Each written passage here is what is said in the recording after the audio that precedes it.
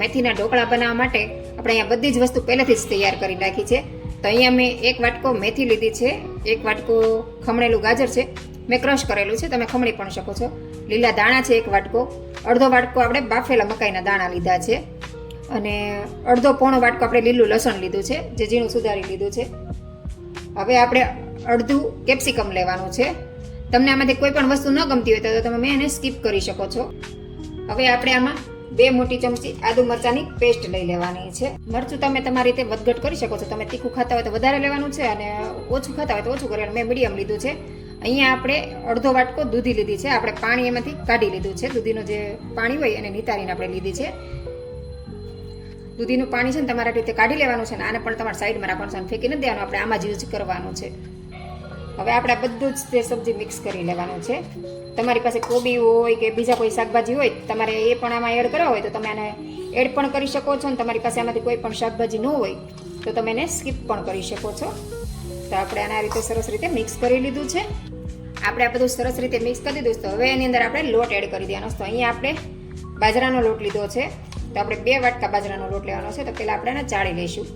લોટ હંમેશા ચાળી લેવાનો, જેથી કરીને એમાં કંઈ કચરો હોય તો એમાંથી નીકળી જાય. આપણે અહીંયા 2 વાટકા બાજરાનો લોટ ચાળી લીધો છે, મતલબ કે 2 કપ લીધા છે. આ નાના કપ છે. મોટા કપ હોય તો તમારે 1 લ્યો તો પણ ચાલે. હવે આપણે ભાખરીનો જાડો લોટ લીધો છે. દરદરો જે લોટ આવે ને એ પણ આપણે 2 વાટકા લેવાના છે, મતલબ કે 2 કપ લેવાના છે. તો તમે પછી વધઘટ પણ કરી શકો છો. આપણે 1 વાટકો ચાળી નાખ્યો, આપણે બીજો વાટકો લઈએ છીએ. ભાખરીનો દરદરો લોટ તમારે ખૂબ જ નાખવો જરૂરી છે, કારણ કે ઢોકળા છે એ ચીકણા થાય છે. એકલો ઘઉંનો ઝીણો લોટ, બાજરાનો ઝીણો લોટ બધું લ્યો છો તો ચીકણો થાય છે. થોડોક દરદરો લોટ નાખો ને તો ઢોકળા તમારે એકદમ સરસ થશે, અને ચીકણા બિલકુલ નહીં થાય. અને આવી રીતે ચાળીને નાખશો તો ચાળણ પણ નીકળી જશે. એનું ખાસ ધ્યાન રાખવું. તો હવે આપણે આ ચડાઈ ગયું છે. તમે જોઈ શકો છો આમાં કેટલું કચરું હોય છે, આટલું કચરું હોય છે. એ બધું આપણે ચાળી લઈએ ને તો બધું નીકળી જાય. કપ મેં રોટલીનો ઝીણો લોટ લીધો છે. તમારે ચણાનો લોટ એડ કરવો હોય તો એ પણ તમે કરી શકો છો. હું અત્યારે ચણાનો લોટ એડ નથી કરતી. હું ખાલી ઘઉં અને બાજરાનો જ લોટ એડ કરું છું. તમે આમાં રવો પણ લઈ શકો છો. ઘઉંની જગ્યાએ જાડુ લોટની જગ્યાએ રવાનો લોટ લઈ શકો છો.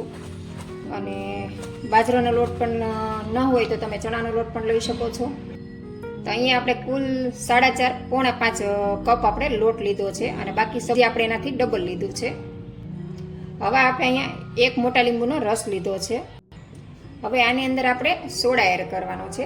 તમે સોડા ન લો તો પણ ચાલે, પણ ચપટીક સોડા લઈએ તો ઢોકળા છે એકદમ ફૂલીને પોચા થાય. પછી આને આવી રીતે મિક્સ કરી દેવાનું છે. હવે આની અંદર આપણે એડ કરી દેવાનું છે. અને આ બધી જ વસ્તુને આપણે સરસ રીતે મિક્સ કરી લેવાનું છે. પછી જરૂર લાગે તો આપણે પાણી એડ કરવાનું છે. અહીંયા આપણે બધું સરસ રીતે મિક્સ કરી દીધું છે. તો હજી કોરું કોરું લાગીશ તો હવે આપણે આમાં પાણી એડ કરવાનું છે. તો અહીંયા આપણે જે દૂધીનું પાણી રાખ્યું છે એ જ પાણી આપણે આમાં બધું એડ કરી દેવાનું છે. હવે આપણે આમાં થોડુંક અમથું 2 થી 3 ચમચી જેટલું તેલ એડ કરશું.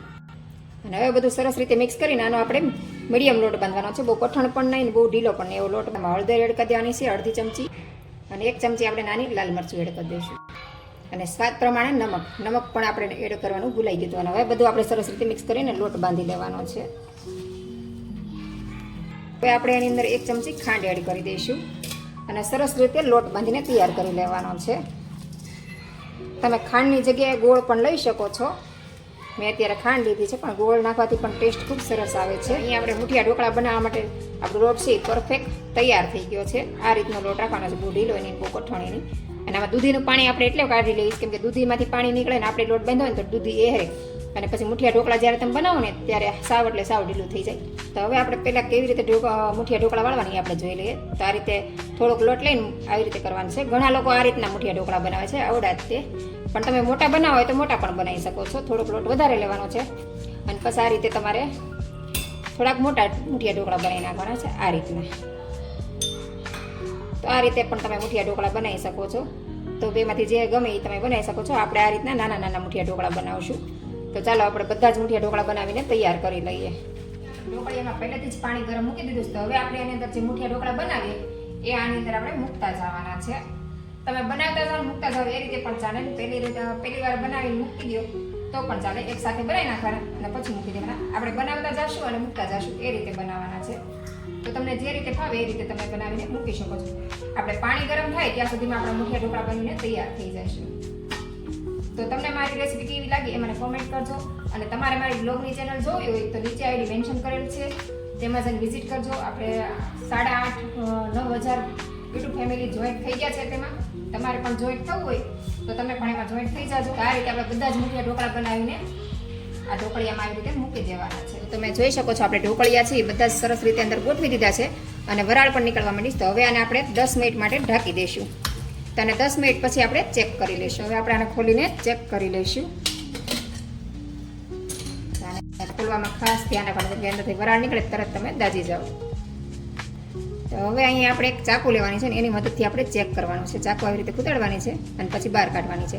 તમે જુઓ છો ચાકુ આપણે એકદમ ક્લીન આવી છે. એનો મતલબ એમ છે કે આપણા ઢોકળા છે એકદમ પરફેક્ટ બફાઈ ગયા છે. જો તમે આવી રીતે ચાકુ અંદર એડ કરો અને ચાકુ તમારી આખી બગડેલી આવે તો એનો મતલબ એવો છે કે ઢોકળા તમારા કાચા છે. તો હવે આપણે ગેસની ફ્લેમ બંધ કરી દઈશું અને આને આપણે નીચે ઉતારીને ઠંડા કરી લઈશું. અહીંયા આપણે જો મુઠિયા ઢોકળા ઠંડા કરીને એને આપણે સુધારી લીધા છે આ રીતના. અને તમે જોઈ શકો છો એકદમ સરસ પોચા બન્યા છે. અને આપણે સોડા ઓછો નાખ્યો છે. તમે થોડોક વધારે સોડા નાખશો તો વધારે પોચા બનશે, પણ આપણે સોડા નુકસાન કરે એટલે સહેજ અમથો જ નાખ્યો છે. તો હવે આપણે વઘાર કરી લઈએ. અહીંયા આપણે એક પેન લઈ લીધી છે ને પેન છે ને હંમેશા મોટી લેવાની. એની અંદર આપણે 1 પાવડું તેલ મૂકી દઈશું. તો આપણું તેલ સરસ રીતે ગરમ થઈ ગયું તો સૌથી પહેલાં આપણે એની અંદર રાઈ એડ કરી દેવાની છે. 1 ચમચી રાઈની સાથે આપણે 1 ચમચી કાળા તલ લઈ લઈશું. તમારી પાસે વ્હાઈટ તલ હોય એ પણ લઈ શકો. અડધી ચમચી જીરું એડ કરવાનું છે. ચપટી હિંગ લઈ લઈશું. થોડાક મીઠા લીમડાના પાન, લીલું લસણ એડ કરી દઈશું. થોડાક મકાઈના દાણા છે બાફેલા. ચપટી હળદર લેવાની છે. 1 ગાજર લઈ લઈશું. હવે બધું આપણે સરસ રીતે મિક્સ કરી લેવાનું છે. થોડુંક આપણે સ્વાદ પ્રમાણે નમક લેવાનું છે. ખાલી આમાં જ તે નાખવાનું છે. 1 ચમચી આપણે લાલ પાવડર એડ કરી દઈશું. લાલ મરચું નાખવું ઓપ્શનલ છે. તમને તીખું ખાવું હોય તો તમે નાખવાનું, ન તીખું ખાવું હોય તો તમે એમ પણ રાખી શકો છો. અને હવે આપણે બધું સરસ રીતે મિક્સ કરી લઈશું. હવે એની અંદર આપણે ઢોકળા એડ કરી દેવાના છે. જે આપણે મુઠિયા ઢોકળા સુધારી રાખ્યા એને આપણે અંદર એડ કરી દેવાના છે. અને હવે આને આપણે સરસ રીતે મિક્સ કરી લેવાના છે. ઢોકળાનો વઘાર છે આપણે સરસ રીતે મિક્સ થઈ ગયો છે. તો હવે આપણે ગેસની ફ્લેમ બંધ કરી દઈશું અને ઉપરથી એડ કરી દઈશું લીલા દાણા. તો તૈયાર છે આપણા મુઠિયા ઢોકળા. તો હવે સર્વ કરી લઈએ. તો તમે આ રેસીપી બનાવો, ખાઓ અને તમારો અનુભવ મારી સાથે શેર કરો. અને વિડીયો પસંદ આવે તો તમારા મિત્રોને ચોક્કસથી શેર કરજો અને લાઇક, શેર અને સબસ્ક્રાઈબ કરવાનું ભૂલતા નહીં. આ ઢોકળા નાનાથી લઈને મોટાને બધાને ખૂબ જ પસંદ આવે છે. ઉપરથી આપણે થોડાક મકાઈના દાણા આ રીતે એડ કરી દઈશું. થોડુંક લીલું ગાર્નિશિંગ માટે આપણે લીલું લસણ લઈ લઈશું. લીલા દાણા એડ કરી દઈશું. જો તમને ઝીણી સેવ પસંદ હોય તો એ પણ તમે આની અંદર એડ કરી શકો છો. આનો ટેસ્ટ પણ ખૂબ સરસ આવે છે.